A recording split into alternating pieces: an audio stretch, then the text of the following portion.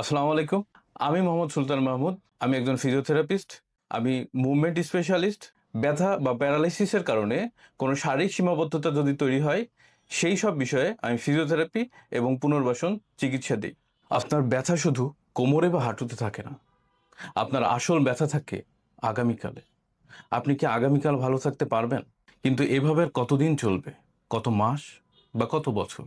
আপনি যদি সঠিক চিকিৎসা না পান, তাহলে হয়তো পৃথিবীর কোটি মানুষের মতো আপনিও চলাফেরার স্বাধীনতা হারিয়ে ফেলবেন।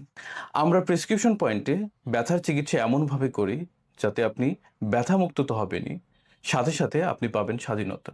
আপনি পাবেন আপনার জীবন, আপনার হাসি, আপনার স্বপ্ন। আমরা প্রথমেই একজন রোগীর তার পুরো গল্পটি শুনি। আমাদের কাছে একজন সম্মানিত পেশেন্ট আছেন, আসুন আমরা তার গল্পটি শুনি আজকে।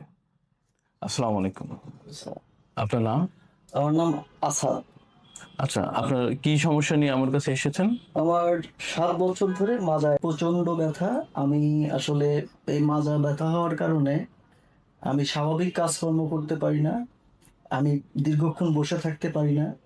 আমি সকালে ঘুম থেকে উঠলে আমার মাজায় প্রচন্ড ব্যথা হয়।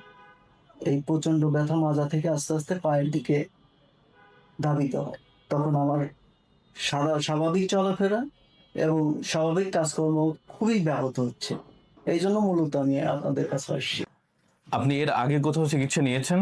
হ্যাঁ, আমি মাজা ব্যথার দীর্ঘ 7 বছর ধরে আমি বিভিন্ন জায়গায় গিয়েছি এবং বিভিন্ন ভাবে আমি ট্রিটমেন্ট নিয়েছি, কিন্তু এটার ফল আমার কোনো কাজে আসেনি।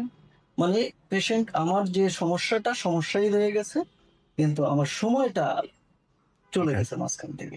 ওকে। কিন্তু এখন আপনার কাছে আসছি, এবং আপনি যদি আমার সুব্যবস্থা করতে পারেন না। একজন মুভমেন্ট স্পেশালিস্ট হিসেবে আমি প্রথমেই ওনার কোমরের আশেপাশের হাড়ের অবস্থান চেক করব। তো আসুন দেখা যাক। আমি প্রথমে হাত দিয়েছি কোমরের দুই পাশের এএসআইএস এর উপরে। এখানে আমরা দেখতে পাচ্ছি আমার ডান হাত বাম হাতের তুলনায় উপরে আছে এবং বাম হাত ডান হাতের তুলনায় নিচের দিকে আছে। এরপরে আমরা পিএসআইএস এর অবস্থান চেক করছি। দেখেন, এখানেও আমার ডান হাত বাম হাতের চেয়ে উপরে আছে এবং বাম হাত ডান হাতের তুলনায় কিছুটা নিচে রয়েছে। আমরা এখন চেক করব কোমরের নিচে, এই যে পায়ের আমাদের যে ফিমার বোনটা আছে, এই বোনের যে হেড আছে, গ্রেটার টকেন্টর, সেটার অবস্থান।